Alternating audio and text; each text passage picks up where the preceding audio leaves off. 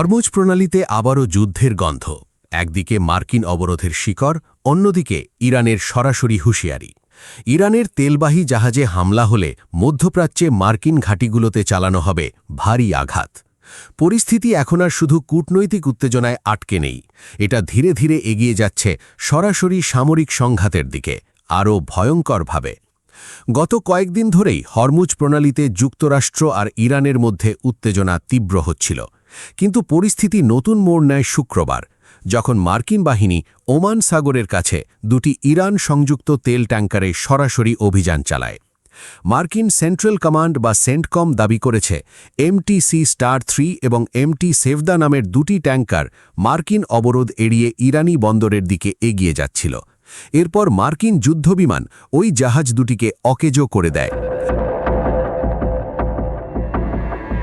ওয়াশিংটনের দাবি এটি ছিল অবরোধ কার্যকর রাখার স্বাভাবিক পদক্ষেপ, কিন্তু তেহরানের চোখে এটি সরাসরি আগ্রাসন।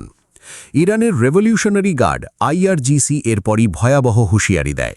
তাদের বক্তব্য, ইরানের তেল ট্যাঙ্কার কিংবা বাণিজ্যিক জাহাজের বিরুদ্ধে যে কোনো আগ্রাসনের জবাবে মধ্যপ্রাচ্যে মার্কিন স্বার্থ ও ঘাঁটিতে চালানো হবে ভারী আঘাত। আর শুধু কথায় থেমে থাকেনি তেহরান। IRGCর এরোস্পেস ইউনিট জানিয়ে দিয়েছে তাদের ক্ষেপণাস্ত্র আর ড্রোনে ইতোমধ্যেই টার্গেট লক করা আছে, এখন শুধু ফায়ার করার নির্দেশের অপেক্ষা। এই বক্তব্যের পর থেকেই মধ্যপ্রাচ্যের সামরিক পরিস্থিতি আরও অস্থিতিশীল হয়ে উঠেছে, কারণ এটি আর কেবল হুমকি নয়, বরং সম্ভাব্য হামলার সরাসরি ইঙ্গিত।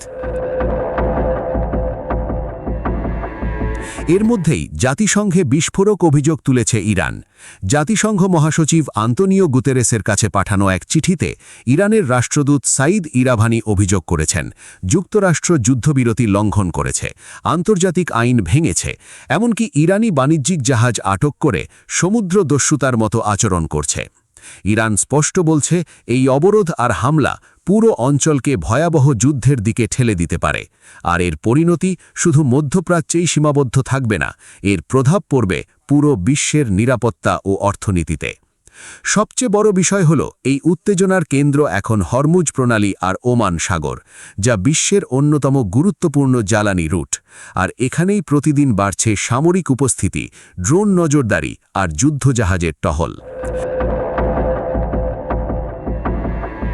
বিশেষজ্ঞরা বলছেন, যদি মার্কিন বাহিনী আরও ইরানি জাহাজে অভিযান চালায় অথবা ইরান সত্যিই পাল্টা হামলা শুরু করে, তাহলে পরিস্থিতি কয়েক ঘন্টার মধ্যেই পুরো মধ্যপ্রাচ্য জুড়ে ছড়িয়ে পড়তে পারে। কারণ ইরান ইতোমধ্যেই দেখিয়ে দিয়েছে তারা শুধু প্রতিরক্ষায় নেই, পাল্টা জবাব দিতেও প্রস্তুত।